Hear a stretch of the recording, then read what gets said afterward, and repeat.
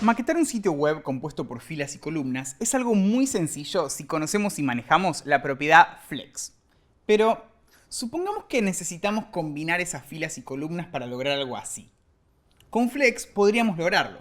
Podríamos crear un div contenedor y que uno de los ítems de ese contenedor sea a la vez los contenedores de otros ítems en columna y sí, entraríamos así en una compleja estructura de anidaciones. En estos casos existe la posibilidad de usar Grid. CSS Grid es un modelo de maquetado basado en un sistema de rejillas, incorporado en CSS3 para gestionar de manera sencilla y customizable la disposición de nuestros elementos en nuestra página web. Entonces, ¿cuál es la diferencia con Flex? La diferencia básica entre CSS Grid Layout y CSS Flexbox Layout es que Flexbox se creó para diseños de una dimensión, en una fila o una columna. En cambio, CSS Grid Layout se pensó para el diseño bidimensional, en varias filas y columnas al mismo tiempo. ¿Y cómo utilizamos Grid en nuestro proyecto? Para explicar su funcionamiento, veamos un ejemplo práctico, maquetando algo así. Es importante saber que existen dos tipos de elementos, el contenedor del grid y los elementos del grid. Ahora, para comenzar, usaremos en el contenedor padre la propiedad displayGrid y definiremos las filas y columnas de nuestro grid con grid template columns y grid template rows. En esta grilla vamos a tener dos columnas, cada una de tamaño 50%. Y también vamos a tener dos filas. Podríamos indicar, además, el tamaño del espaciado de elementos en el contenedor con la propiedad gridGap.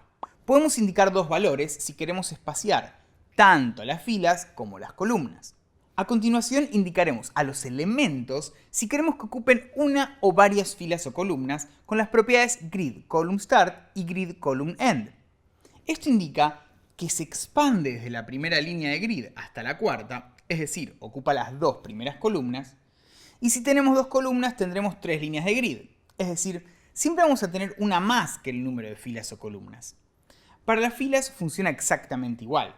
Como vemos, podemos llegar a maquetar una página web entera y definir las áreas como el header, nav, footer o cualquier otra.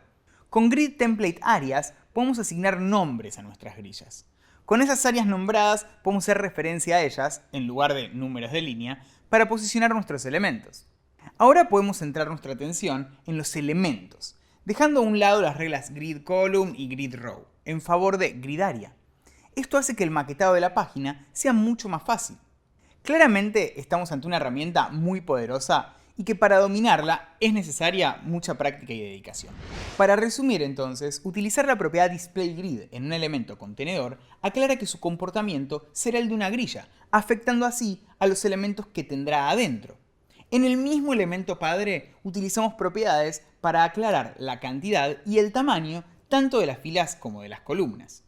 A su vez, podemos utilizar nombres de las áreas para hacer esta interacción un poco más sencilla.